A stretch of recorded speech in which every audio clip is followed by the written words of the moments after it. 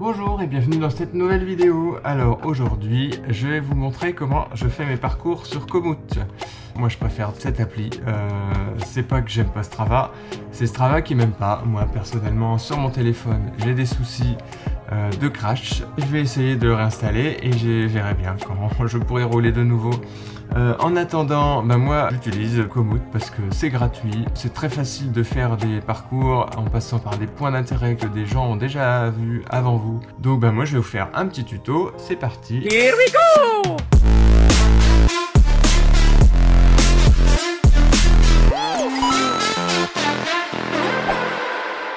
Alors déjà on va sur l'adresse komoot.fr. L'inscription pour pouvoir l'utiliser est obligatoire, par contre c'est gratuit avec une carte de votre département. Si vous voulez la carte du monde ou de France, là il faudra mettre la main à la poche. Mais déjà si vous avez tout votre département, vous verrez, vous avez vraiment de quoi faire. Donc il y a deux solutions. Soit on choisit de faire planificateur d'itinéraire, donc là on part de zéro. Et puis on va choisir, par exemple, tiens, on va aller dans la forêt de Verrières, le buisson. Donc on lui dit qu'on est en VTT, conditions physiques, bon, un peu sportif en théorie, même si en ce moment je suis à l'arrêt. Et moi je vais faire une boucle, parce qu'elle est simple, après il faut aller rechercher la voiture, donc c'est mieux, enfin moi je fais toujours des boucles. Après si quelqu'un peut venir vous chercher à l'autre bout, c'est vous qui voyez. Donc pour le point de départ, c'est assez facile, on fait un petit clic droit, on va rentrer au début de la forêt, par exemple ici. Toc, on lui dit démarrer ici, hop. Alors évidemment vous pouvez zoomer, hein. Et puis on veut faire le tour de la forêt, donc on va lui dire qu'on veut aller ici comme destination. Donc c'est pareil, un petit clic droit, destination, toc. Et là on voit déjà, il nous fait une petite boucle. Alors il passe déjà par ce point d'intérêt, la table d'orientation de la Châtaigneraie, c'est pas mal. Et tous les petits points rouges, vous verrez, ici il y a des points d'intérêt. Donc selon si c'est en VTT ou pas, vous avez le petit logo. Donc là par exemple c'est plutôt un truc pour les piétons. Ici c'est plutôt pour les cyclistes. Et moi je vois qu'ici il y a un petit point d'intérêt, tiens un single track. Et on va lui dire de passer par là. Donc il suffit de faire un petit clic droit. Tac, inclure à l'itinéraire et bim, vous voyez, ça a changé mon itinéraire. Oui, ça on verra plus tard. Alors moi j'ai vu que mon petit point d'intérêt ici, il allait jusqu'en haut. Donc vous pouvez aussi, si vous voulez rallonger, simplement cliquer gauche sur le parcours et ici le glisser pour aller jusqu'à l'endroit où vous voulez aller. Ensuite, apparemment ici il y a un autre petit single. Donc on va lui dire, ah m'énerve ces pubs, de passer par là, un petit clic droit et inclure à l'itinéraire. Et puis le single il s'est arrêté là, donc on va reglisser, toc, hop là, le chemin pour se faire le... il ne veut pas, parce qu'il doit y avoir un passage, voilà, c'est beaucoup mieux. Si on dézoome un peu, on voit que ça commence à ressembler à quelque chose. Sachant que là, il nous fait passer par des points d'intérêt, peut-être que c'est sympa. Par contre, on va se dire, allez, on va se faire le toboggan de Verrières. Donc, on va se faire un clic droit ici. Inclure à l'itinéraire. Alors, apparemment, le toboggan, il va plus bas. Hop, donc on va lui dire d'aller jusqu'en bas. Hop, voilà. Comme ça, il nous fait bien tout le tour. Ici, descente dans les fougères. Ou... on peut se faire la rivière. Allez, hop. Un petit clic droit. Inclure à l'itinéraire. Et donc, on se retrouve déjà avec quelque chose qui ressemble à un petit parcours de VTT.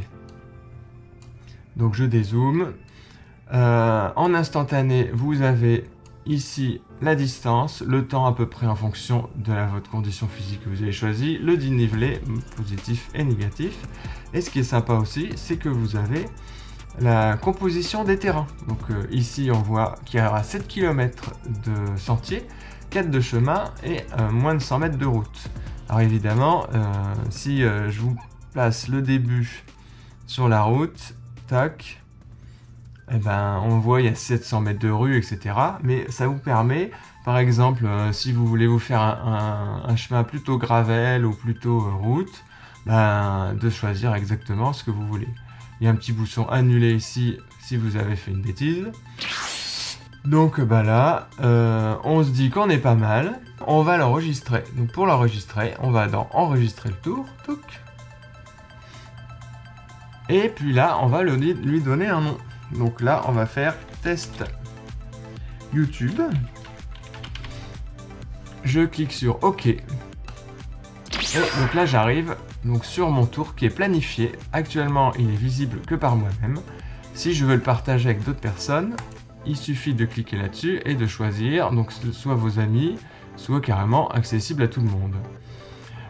Vous avez la possibilité, ce qui est sympa, c'est d'exporter vers un GPS. Donc si vous cliquez sur ce bouton, vous avez le GPX qui arrive directement sur votre PC et vous pouvez le mettre dans votre GPS. Donc c'est très facile à suivre, vous n'êtes pas obligé d'utiliser l'appli Komoot sur votre téléphone. Vous mettez ça dans votre GPS, votre Garmin, votre Wahoo, votre Brighton comme moi, et puis ça fonctionne très bien. Quand vous regardez le résumé donc de votre sortie que vous venez de planifier, donc vous avez le parcours évidemment, ça c'est ce qui sera visible par tous les gens qui peuvent accéder à votre profil si vous cliquez ici sur visible par tout le monde. Grâce à tout ça, vous avez la possibilité de faire un parcours, vous avez vu, en quelques clics. Il existe également une autre possibilité de faire des parcours. Par exemple, vous avez un parcours que vous avez trouvé sur Utagawa ou autre. Dans ce cas, c'est assez simple. Ici, il suffit de cliquer sur le petit plus pour faire importer un fichier GPS. Dans ce cas, vous avez la possibilité donc d'importer soit de vos appareils, soit, moi je vous disais, vous l'avez trouvé en ligne, vous cliquez sur ajouter un fichier, on va faire ouvrir. Donc là vous avez deux choix, soit importer pour la planification, soit importer comme une activité. Donc si vous choisissez cette option importer comme une activité, il va vous intégrer ça comme parcours déjà fait avec la date, etc. Mais vous n'aurez pas la possibilité de le modifier comme vous voulez. Soit vous voulez vraiment modifier parce que bah, là ce que vous avez ça démarre pas de chez vous, etc. Vous faites importer pour le planifier et vous faites suivant. Vous choisissez ce que vous voulez faire comme sport. Donc nous ici on fait du VTT, sachant que vous avez VTT, VTTAE, gravel, etc. Il y a vraiment beaucoup de choix, course à pied, enduro. En fait, ça permet de faire un profil et puis vous donner, même sans avoir fait, à peu près une idée de la moyenne en fonction de votre condition. Ça reste une moyenne, hein, mais ça donne des indications quand même.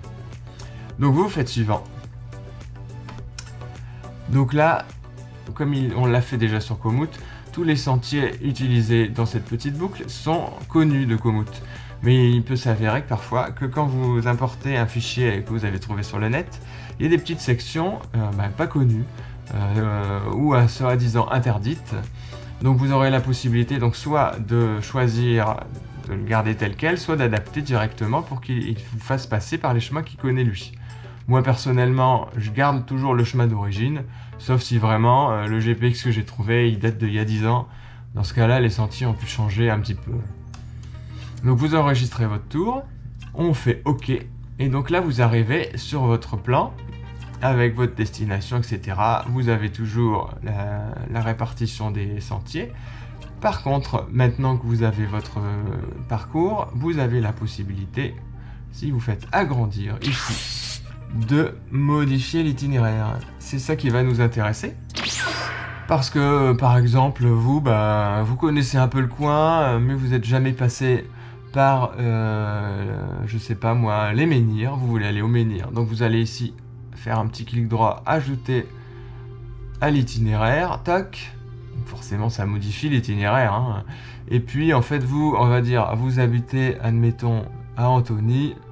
Il suffit simplement de prendre, hop, les points de départ et d'arrivée, tac. Et il vous recalcule directement de chez vous avec les sens interdits s'il y en a, etc. Donc vraiment, vous n'aurez pas besoin de vous casser la tête. Il fait ça tout seul. Et là, hop, donc vous avez modifié le parcours en 3 clics que vous avez trouvé sur le net. Voilà, bon, je vais pas faire plus long. Ici, vous avez la possibilité de voir tous les points de passage. Par exemple, là, vous voyez que le 5, ça vous plaît pas. Hop, vous supprimez le 5 et il vous recalcule. C'est ça qui est génial, il fait tout en temps réel. Vous voulez faire un petit détour dans les sentiers, on glisse et hop, ça y est, il vous crée un point de passage et c'est tout de suite mieux. Et puis, ben, évidemment, comme je vous disais, hein, à chaque fois en temps réel, vous avez ça. Une fois que votre parcours vous plaît, vous faites enregistrer, tac. Et voilà, donc là il est modifié. Donc vous avez votre test YouTube avec le parcours qui est inclus pour vous. Alors là il vous dit même attention, inclut un segment abrupt. Apparemment il y aura un petit passage chaud, mais bon, ça peut être pas mal, mais au moins vous êtes prévenus. Voilà, et j'espère que ce petit tuto vous a plu. Moi, je suis dispo en commentaire si vous avez besoin d'informations complémentaires ou des petits détails en plus. En tout cas, n'hésitez pas à me dire. Et puis, moi je vous souhaite une bonne rando. Parce que grâce à ça, vous allez pouvoir en faire d'autres. Et vous voyez ici, là moi j'ai la région Île-de-France Ouest. On fait débloquer. Et là, vous avez les prix. Donc, sachant que Île-de-France Ouest, si vous voulez le monde entier, c'est 30 €, ce qui reste raisonnable malgré tout. Et puis, c'est pas un abonnement. Contrairement à Strava, où si vous voulez toutes les options, c'est 5 € par mois. Là, vous payez 30 €, vous avez toutes les régions, vous êtes tranquille à vie. Sachant que moi, je vous dis, ça fait des années que je l'utilise et j'ai jamais mis la main au portefeuille pour l'instant. Allez, cette fois-ci, je vous dis au revoir. Bonne rando. Pensez à ceux qui peuvent pas rouler. N'oubliez pas le petit pouce si ça vous a plu ou pas. Hein, c'est vous qui voyez. Je vous dis bonne journée et à bientôt. Salut!